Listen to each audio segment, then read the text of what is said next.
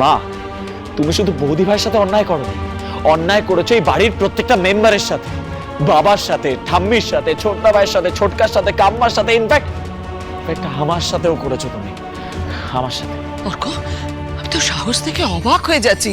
তুই আমাকে একটার পর একটা মিথ্যে বলে গেছিস, আর তারপর আমার সামনে দাঁড়িয়ে এখন তুই এত বড় বড় কথা বলছিস। হ্যাঁ বলছি, কারণ আমি অন্যায়কে ভয় পেতে শিখিনি মা, আর এই শিক্ষাটা পেয়েছি আমি বাবার থেকে, ঠাম্মির থেকে।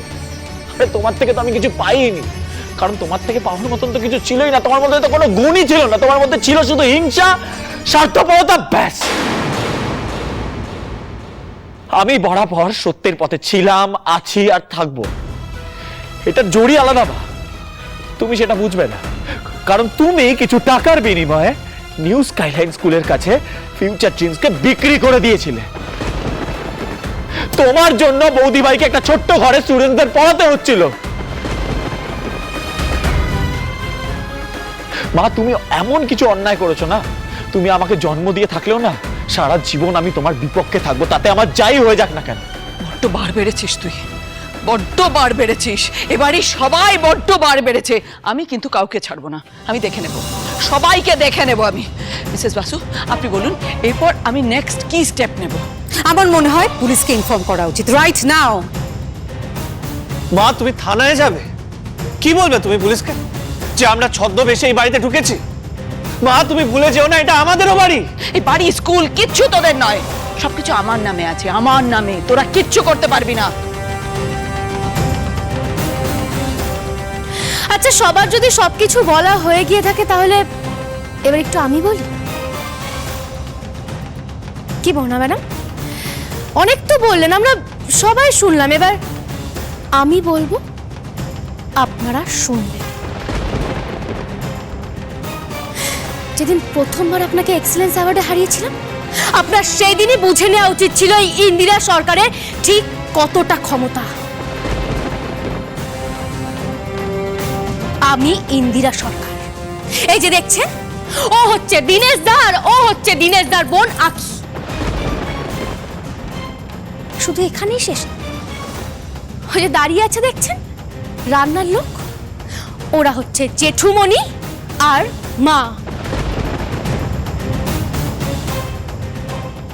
আমরা সবাই একসাথে আছি, একে অপরের পাশে আছি, আমাদের ভাবনা চিন্তা একে অপরের সাথে জুড়ে আছে একই সূত্রে।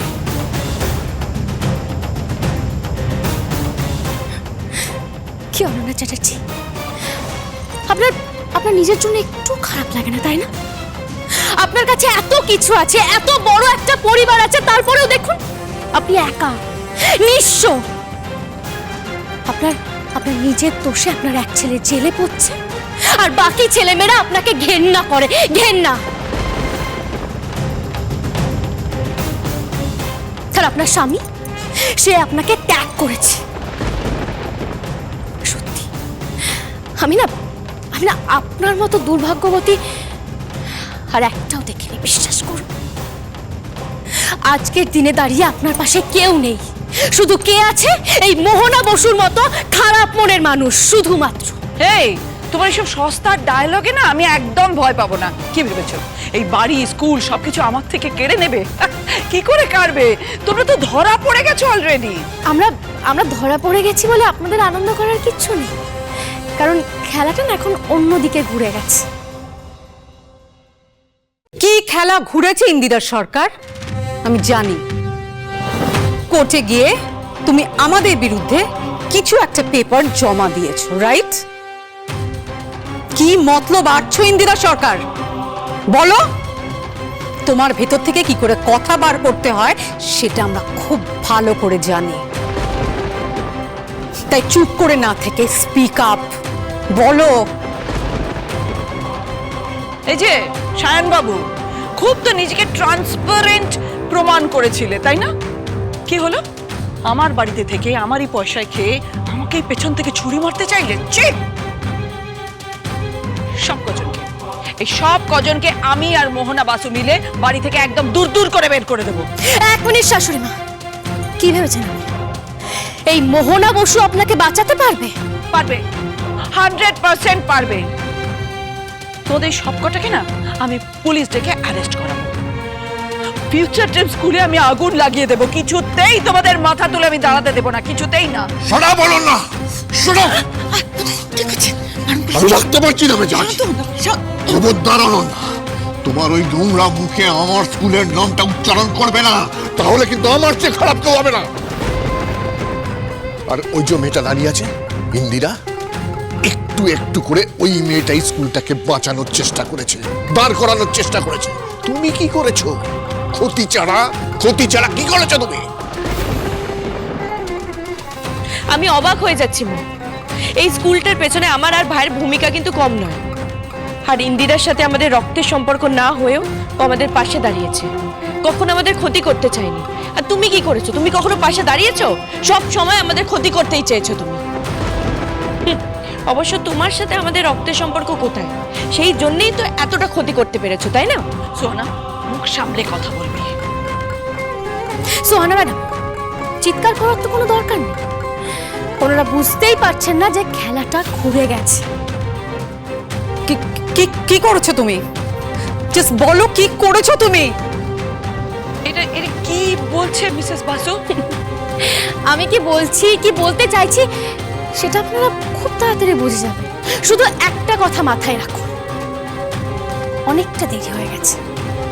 পুজো এখনো শেষ হয়নি ঠিকই, কিন্তু পুজোর শেষে এই বাড়ি স্কুল সবটা আমাদের হয়ে যাবে। এই স্কুল বাড়ির যে আসল মালিক দিগন্ত চ্যাটার্জি, সবকিছু ওনার নামে হয়ে যাবে। আপনি কিচ্ছু করতে পারবেন না, শুধু দাঁড়িয়ে দাঁড়িয়ে আপনাকে দেখতে হবে অনন্যা চ্যাটার্জি। আর যদি সত্যি কোনো ক্ষমতা থাকে তাহলে করে দেখা। মিসেস বাসু কি বলছে? বাড়ি স্কুল সবকিছু নিয়ে নেবে? হ্যাঁ, কি বলছে? আমি সত্যি বুঝতে পারছি না। আপনি যদি ওই একটা কোর্টে কি পেপার জমা দেওয়ার কথা বললেন, কিন্তু কি প্ল্যান করছে আমি তো বুঝতে পারছি না। সেটাই তো বুঝতে পারছি না। আমি বুঝিয়ে দিচ্ছি, আপনাদের এত কষ্ট করতে হবে না। আর মোহনা ম্যাডাম, আপনি খুব ভালো করেছেন আমাদের সবার পরিচয়টা দিয়ে দিয়ে, কারণ এটা তো একদিন না একদিন করতেই হতো, মানে দুদিন পরেই সেটা করতে হতো।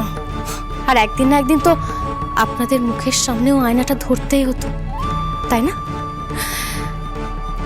আচ্ছা শাশুড়ি মা, আপনার মনে আছে আপনিও কিন্তু ঠিক এইভাবেই মিথ্যে কথা বলে ঠাম্মি আর জেঠুমণিকে দিয়ে এই বাড়ির কাগজে, স্কুলের কাগজে সই করে নিয়েছিলেন। আর আজকে দেখুন, আর আজকে সেই দিনটাই বুমেরাং হয়ে আবার আপনার কাছে ফেরত চলে গেছে। শুধু পুজোর কয়েকটা দিন, তারপরে কোর্ট খুললে এই স্কুল বাড়ি সবকিছু আমাদের হয়ে যাবে, দিগন্ত চ্যাটার্জির নামে হয়ে যাবে। আর আপনি দাঁড়িয়ে থাকবেন এই বাড়ির বাইরে, রাস্তায় দাঁড়িয়ে থাকবেন ভিখারির মতো। নিউ স্কাইলাইন স্কুলের ব্যানার মাটিতে মিশে গিয়ে আবার ফিউচার ড্রিম স্কুলের ব্যানার স্বমহিমায় টাঙানো হবে।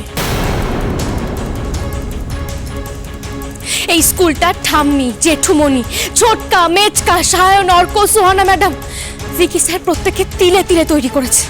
তাই এই স্কুল যতক্ষণ না পর্যন্ত ওদেরকে আমি ফিরিয়ে দিতে পারছি, ততক্ষণ পর্যন্ত আমি কিছুতেই শান্তিতে বসতে পারবো না, কিছুতেই না।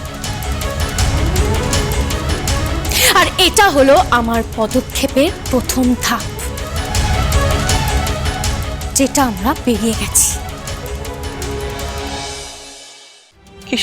কিসের ধাপ?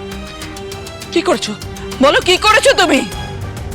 নেচকা, ওনাদের বুঝিয়ে দাও সবটা ভালো করে। হ্যাঁ বৌদি,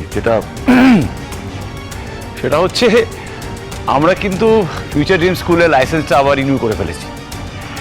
আর এবারে আমাদের স্কুলের প্রত্যেকটা স্টুডেন্ট বোর্ড এক্সামে বসতে পারবে। আর যদি নিউ স্কাইলাইন স্কুলের কথা বলো, ওটা খুব শিগগিরই আমরা দখল করে আমাদের ফিউচার ড্রিম স্কুলের সেট আপ তৈরি করব। আর সিরিয়াসলি তুমি সত্যি কিচ্ছু করতে পারবে না। কেন করতে পারবে না সেটা বলছি, কারণ আমরা সবাই এত সুন্দরভাবে মেথডিক্যালি, সিস্টেমেটিক্যালি বিষয়টা নিয়ে এগিয়েছি, মুভ করেছি, যে কোনো জাজ বা অ্যাডভোকেট আমাদের আটকাতে পারবে না। আমি বুঝতে পারছি না যে আমার অথরিটি ছাড়া তোমরা এত সবকিছু কি করে করলে। আপনি এত ভাবছেন কেন? আপনার অথরিটি নিয়েই সবকিছু করা হয়েছে শাশুড়ি মা।